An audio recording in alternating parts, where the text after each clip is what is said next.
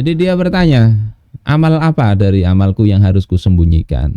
Maka orang yang lebih alim ini mengatakan, ma yudhannu bika annaka lam ta'mal hasanatan qattu illa ada al-faraid. Apa saja yang dikira bahwasanya engkau enggak beramal baik sedikit pun kecuali engkau mengerjakan yang fardu.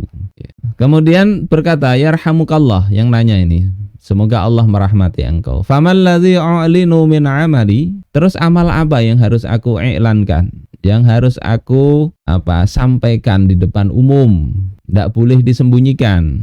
Maka beliau menjawab, al-amru bil ma'ruf wan nahyu 'anil munkar. Amar ma'ruf nahi munkar.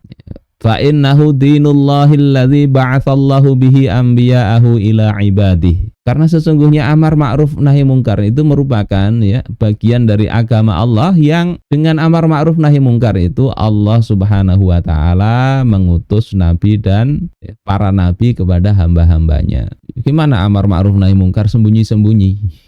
Video misalnya, tidak jelas siapa yang ngomong, bikin tulisan tidak jelas siapa yang nulis. Sementara orang mengambil ilmu itu kadang harus jelas ini dari siapa ini. Sehingga kalau kita maunya tujuannya di sosmed itu berdakwah, amar ma'ruf nahi mungkar, mestinya jangan akun abal-abal.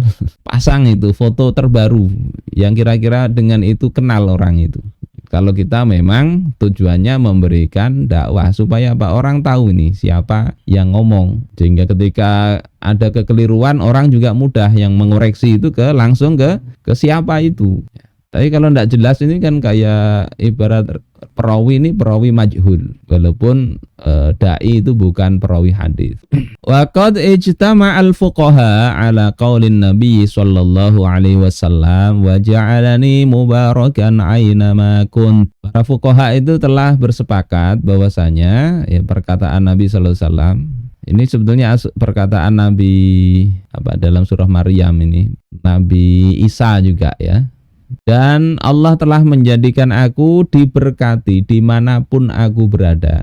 Maka ditanyakan, ma barokatuhu tilka, apa barokahnya? Beliau katakan, al-amru bil ma'ruf wan nahyu 'anil munkar aina makana. Berkahnya di sini itu adalah melakukan amar ma'ruf nahi munkar dimanapun beliau ada. Jadi orang itu menjadi berkah bagi satu masyarakat selama dia masih ada aktivitas dakwah amar ma'ruf nahi munkar, menebar kebaikan, mencegah kemungkaran. Sehingga amal ini tidak ada kaitannya, oh kalau gitu saya ikhlas kemudian diem, enggak. Untuk amar ma'ruf nahi munkar sampaikan, viralkan, enggak apa-apa viralkan. Tapi tetap dijaga hati ya, karena bisa jadi ini berat ya, di satu sisi kita disuruh menyampaikan, tapi di sisi lain ikhlas itu juga tetap harus kita adakan ya, kita tetap tancapkan dalam hati, murni karena Allah meskipun viral. Ini kan kadang jadi masalah itu ketika kita sampaikan, loh kok nggak ada yang lihat. Nggak ada yang lihat, berhenti akhirnya. Padahal yang namanya dakwah itu ya kadang terlambat lihatnya itu. Ya, kadang setelah setahun 2 tahun baru kemudian orang tertunjuki dengan apa yang kita sampaikan. Ya bisa jadi seperti itu, mungkin bahkan setelah kita wafat. Asal akunnya tidak dibunuh oleh YouTube atau Facebook, ya, mungkin masih bisa memberikan manfaat. Sehingga motivasi itu yang mestinya sering-sering kita perkuat ya. Dakwah itu begitu. Kita ingin memberikan manfaat, menjadi berkah bagi umat, yakni menebar kebaikan. Apa yang kita lakukan itu tetap dijaga keikhlasan, tapi jangan disembunyikan. Jangan disembunyikan, sebar, share. Kan nggak bayar katanya share itu. Ini di dalam kitab Al-Amr bil Ma'ruf wan Nahyu 'anil Munkar, tulisan Ibnu Abid Dunya. Nah, hukum ikhlas itu apa? Hukum ikhlas itu wajib. Wajib. Jadi kalau tidak ikhlas ada kalanya amal itu tertolak. Ada amal ibadah. Dan dalilnya ini sangat banyak di dalam Alkitab dan As-Sunnah. Allah Subhanahu wa taala berfirman dalam surah Az-Zumar, inna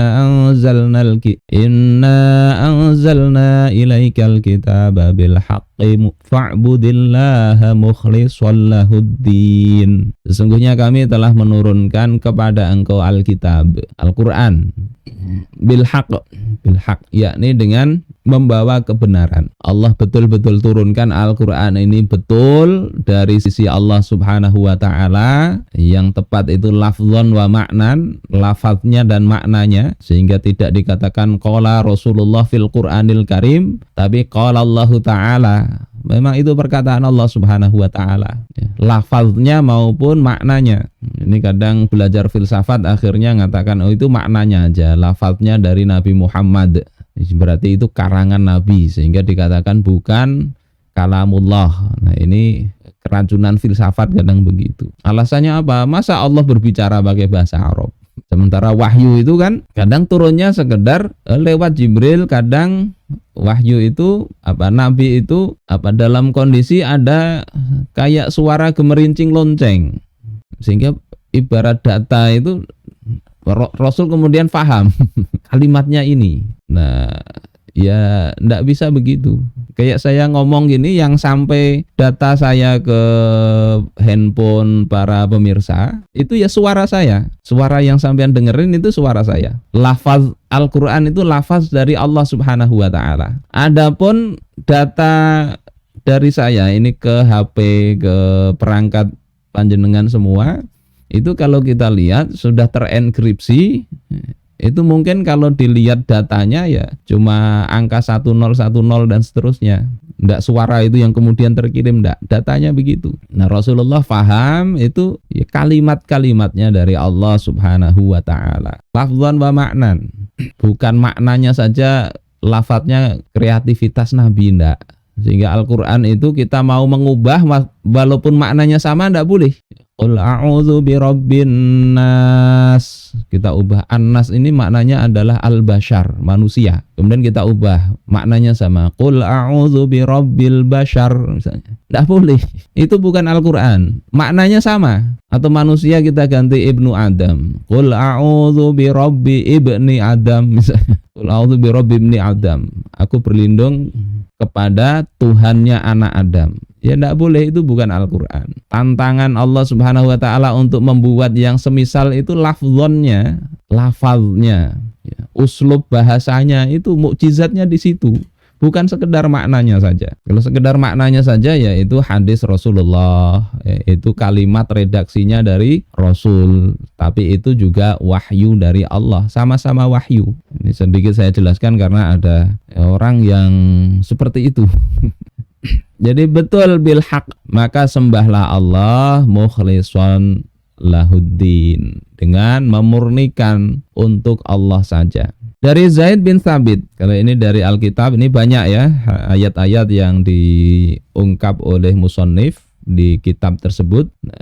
Beberapa ayat kita keep ya, baca sendiri. Kemudian dari Zaid bin Thabit, Rasulullah sallallahu alaihi wasallam bersabda, nadharallahu imra'an sami'a maqalati faballaghaha. Nadharallahu, ini doa ya, yakni semoga Allah memberikan an-nadharah. An-nadharah itu adalah an-ni'mah wal bahjah, artinya kenikmatan, kecantikan, kebaikan. Semoga Allah membaguskan, memberikan kenikmatan kepada seseorang yang dia mendengar perkataanku kemudian menyampaikannya. Farubba hamili fiqhin ghairi faqih. Berapa banyak orang yang membawa ilmu, maksudnya menyampaikan hadis, tapi dia tidak paham. Ya, bukan orang faqih yang paham hukum-hukum dari hadis itu. Tidak apa-apa.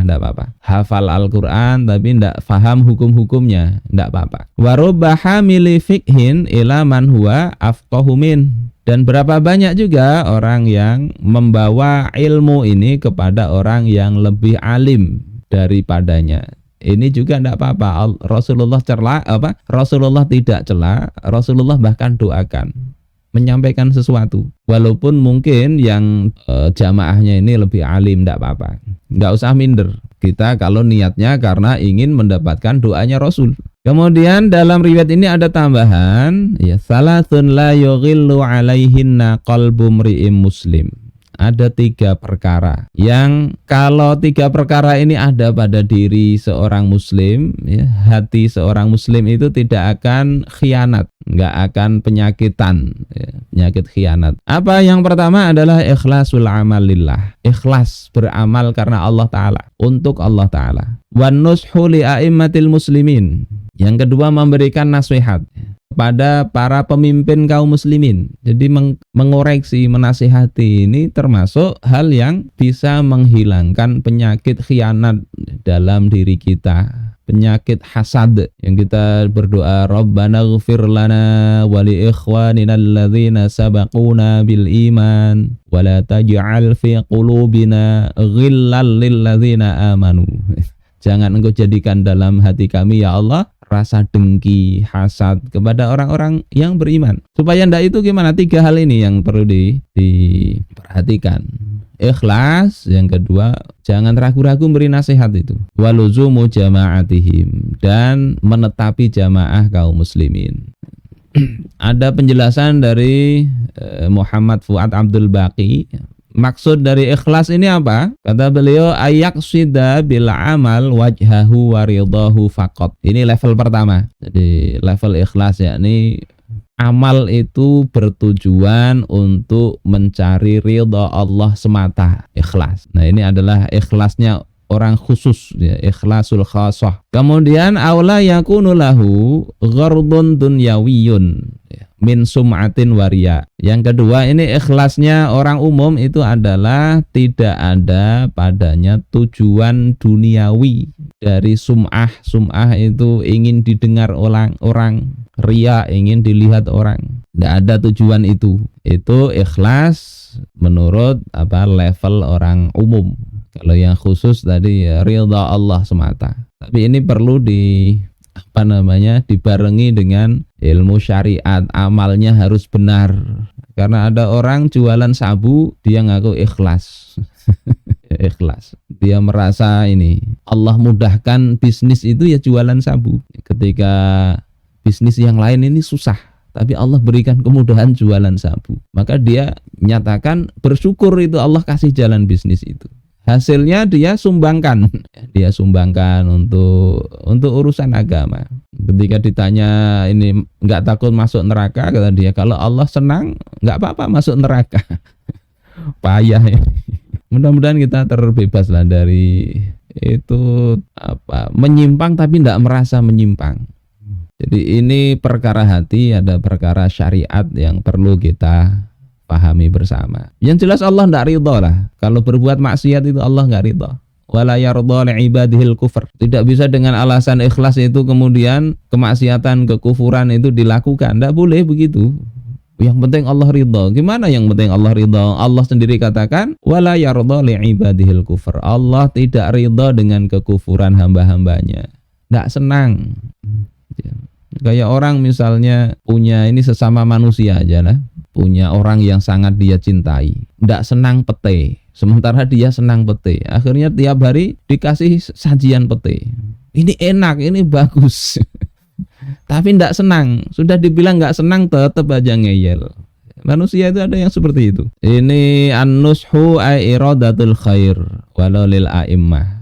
Menasihati itu maknanya memberikan nasihat itu adalah adanya iradatul khair, ada keinginan untuk baik, walau lil a'immah, meskipun untuk pemimpin. Jadi kita ingin pemimpin ini baik. Dakwah itu begitu, menyampaikan kritik dan sebagainya itu muncul dari hati yang kita menginginkan kebaikan ada pada pemimpin-pemimpin tersebut. Ini makna anusulil a'immah itu. Gimana kebaikan itu? Kebaikan itu ya kalau Allah nyatakan itu baik, bukan kebaikan itu dalam rangka harta semakin banyak, enggak. Ini makna menasihati itu begitu. Kemudian luzumu jama'atihim ay muwafaqatul muslimin fil i'tiqad wal amali sholih. Menetapi jamaah kaum muslimin itu adalah bersesuaian dengan kaum muslimin dalam hal apa? I'tiqad dan amal sholih. Bukan ini kaum muslimin ini senengnya begini kemudian kita ikut, bukan begitu. Tapi dalam hal i'tiqad dan amal sholih ya mestinya kita sama dengan kaum muslimin. Nah, ikhlas ini salah satu fadilahnya itu adalah Allah akan ridhoi saat wafat. dalam hadis Anas bin Malik dan juga Ibnu Majah dan Al-Hakim, yang ini kata beliau sahih menurut syarat Bukhari Muslim. Rasulullah SAW bersabda, "Man faraqad dunya 'alal ikhlas lillahi wahdah." Siapa yang berpisah dengan dunia dengan ikhlas kepada Allah semata, wa ibadatihi la syarikalah, dan murni dalam beribadah kepadanya, tidak menyekutukan siapapun dengan Allah Ta'ala, wa iqamis sholah, dan menegakkan sholah, wa ita'iz zakah, menunaikan zakat, farokoha, maka dia berpisah dengan dunia itu, wallahu anhu radin, sementara Allah ridha dengan orang tersebut.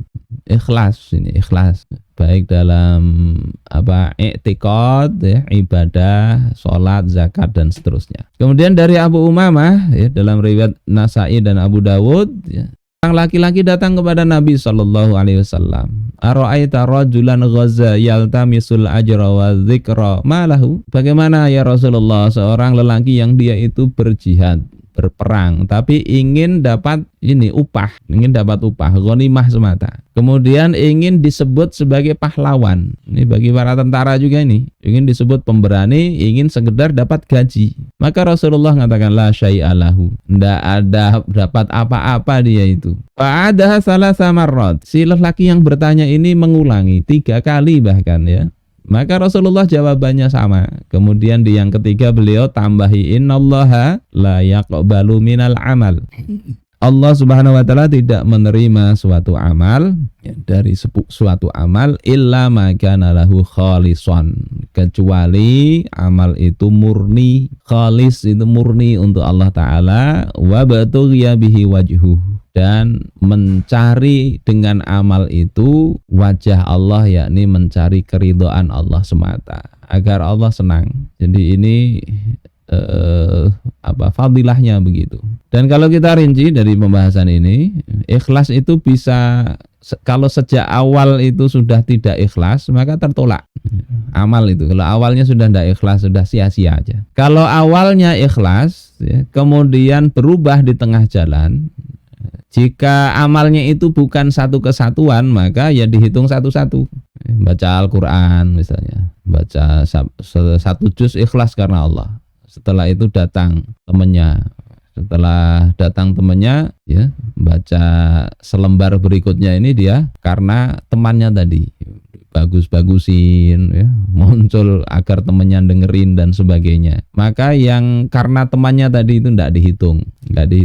Yang ikhlas saja yang dihitung. Ini kalau satu kesatuan. Tapi kalau bukan satu kesatuan, kalau satu kesatuan ya batal semua. Tidak ada nilainya. Di tengah jalan sholat misalnya ada mertua lewat, atau ikut jadi makmum, muncul nih sholatnya, bacaannya karena mertua saja, maka itu hilang pahala sholatnya. Kalau setelah selesai baru berubah bagaimana? Itu nggak ngaruh ke amal itu, tapi bisa jadi tercela. Amalnya tetap sah dari sisi sahnya, tapi pahalanya bisa jadi Allah Subhanahu wa Ta'ala nggak catat itu. Misalnya ngasih sedekah, nanti setelah ketemu lagi diungkit-ungkit. Ngasih sedekahnya awalnya ikhlas, jadi nggak jadi ikhlas ketika ketemu. Oh, ini ternyata yang disedekahi ini orangnya lebih suka belanja yang mewah-mewah misalnya. Nah, ini beda, ya, tetap nggak baik begitu. Kalau tercampur bagaimana? Itu ditentukan mana motif utamanya. Kalau motif utamanya itu tujuan duniawi, maka dia juga tertolak. Tapi kalau dunia itu sekedar jadi pengikut, ya, misalnya haji misalnya atau umroh sekaligus ingin dapat manfaat apa misalnya, ya, bawa dagangan atau apa, asal itu bukan motif utama, maka insya Allah itu tetap mendapatkan pahala dari Allah Subhanahu wa Ta'ala. Nah, amal dakwah juga begitu.